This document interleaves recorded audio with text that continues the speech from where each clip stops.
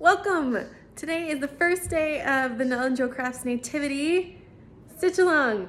Today we're going to talk about supplies and tracing so we can get ready to start stitching tomorrow. Let's get started! Alright, let's talk about supplies for this hoop. So first of all, you need the pattern, or if you purchase the kit, the pattern is inside of it. Then you need an 8-inch hoop fabric. It's an 11-inch square of fabric, an erasable pen, the floss colors, 2 needles. We use a big one and a small one, and you're gonna need scissors. If you got the kit, you got everything except scissors.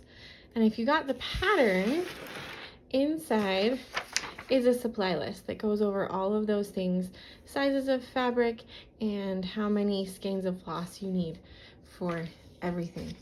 Also in the pattern is going to be the diagram of what stitches go where, how many strands of floss we need, and what color of floss. So we'll refer back to this as we go. Helpful hints are the step-by-step instructions for all the tricky parts, which is what we're going to go over in the videos this week. Then at the end is your actual pattern, and we're going to trace this today and talk about what parts need to be traced and what actually don't. Then included with every pattern and kit is the beginner's guide, which is going to go over how to hoop your fabric, how to trace, tie knots, and finish your hoop. Also included is the stitch library, and this has step-by-step instructions for all of the stitches I do. So if something happens too fast or you need to refer back to these guides, all of your questions should be answered here, if not in the videos. Okay, step 1 to tracing is actually going to be putting your fabric in your hoop. So we're going to do this by loosening the top of the hoop, and then we take apart the pieces. You have an inside hoop and an outside hoop. We're going to use the inside part first. You put that down on a flat surface, and then you put the fabric over the inside hoop. And I'm just going to use my fingers to move the hoop around until it's pretty centered. It's easier to do this before you put the outside hoop on. There we go. And then the outside hoop, just lay it on top and push it down, and it should just pop right down over. Now we're gonna tighten this screw gate as much as I can get it with my fingers here. Then we're gonna tighten the fabric. We don't want to have any creases, and we don't want it to be all rumpled. So I'm gonna hold the hoop with one hand, the other I'm pulling down and away from the hoop. And then as you do this, your hoop tries to come apart a little bit, so just keep pushing the inside and outside hoops together so they hold your fabric tight and you don't accidentally pull the top hoop off. So we just keep going all the way around.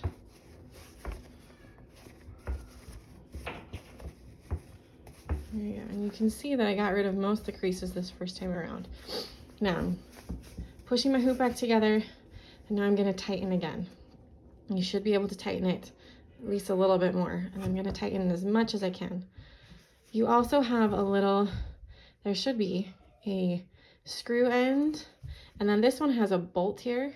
So what you can do is you can get a set of pliers or something to hold the bolt, and you can actually use a screwdriver in this end to get it tighter if you can't hold it with your fingers to get it tight enough. Then I'm going to go around one more time, just making sure that I have the fabric all the way tight.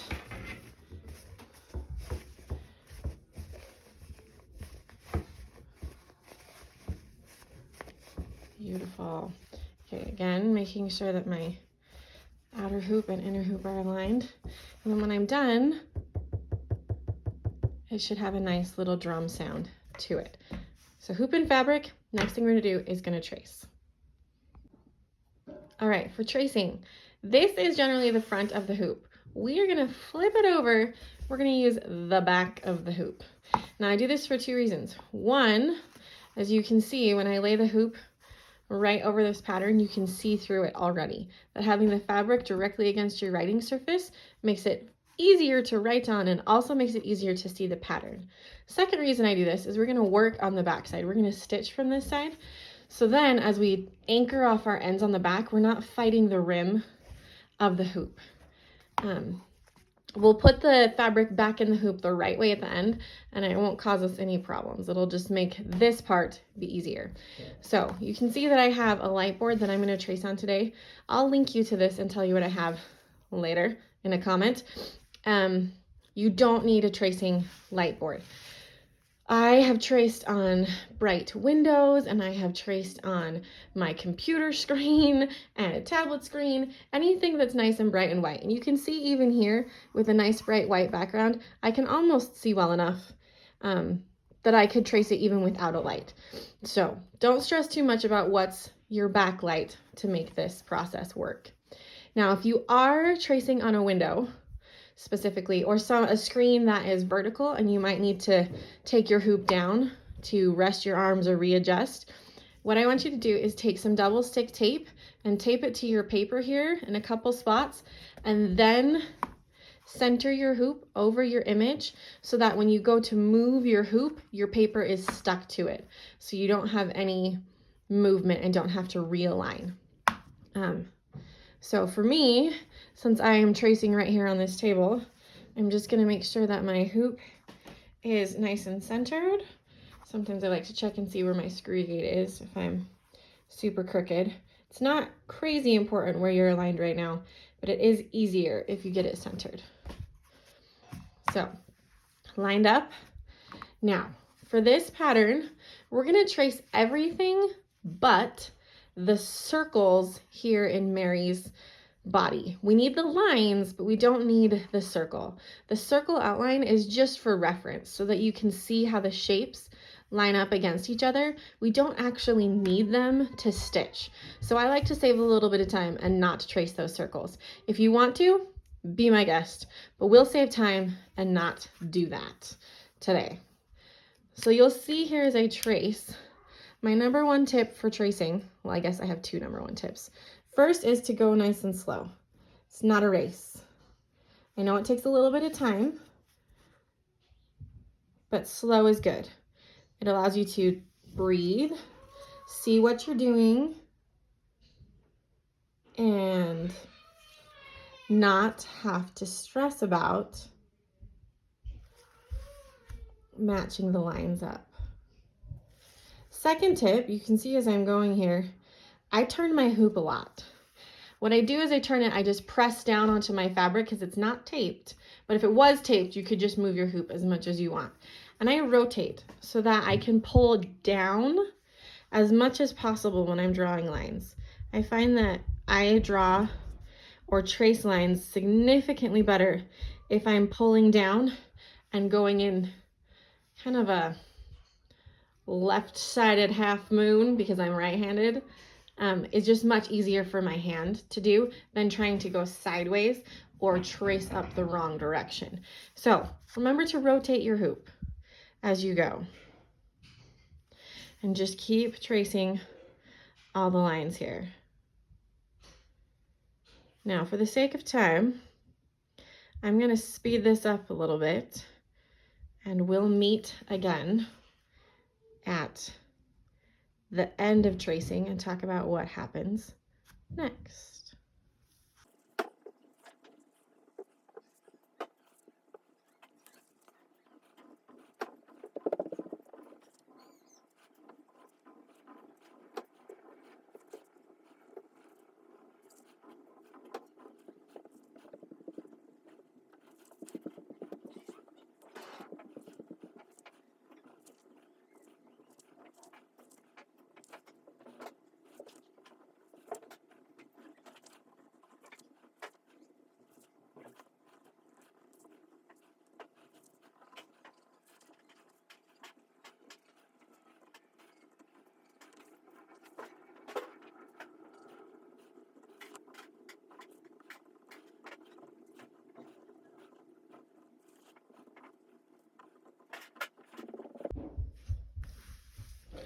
All right, there we are, all the way traced.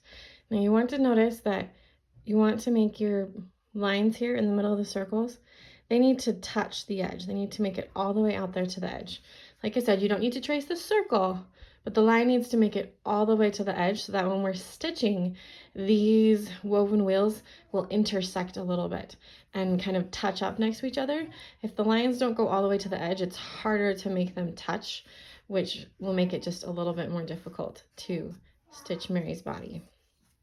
So you can see here, all of my lines are traced. Oh, almost. I missed a line right here. Line her back up. Bottom of Joseph. There we go. Now we have all the lines. All right. Now, I did all of this with a Pilot friction pen, and this pen is heat erasable. So what that means is when I'm done stitching this, I can use a blow dryer or an iron, and all of these lines will disappear. Now they might leave a slight ghost impression of a white line, but on our nice light fabric here, it's going to be incredibly difficult to see. So don't worry about like right here where I had to trace the line twice, and I might even trace this second line a little bit more. Don't worry about these little blips as you were drawing. We're going for a reference here, not perfect. As we stitch, we can adjust as we need to. So hoop in fabric, or fabric in hoop, traced pattern, and tomorrow we're going to start here on the manger stitching. If you have any questions about anything you saw today, or any questions about getting started or supplies, leave them in the comments and I will get them answered. Happy stitching, friends.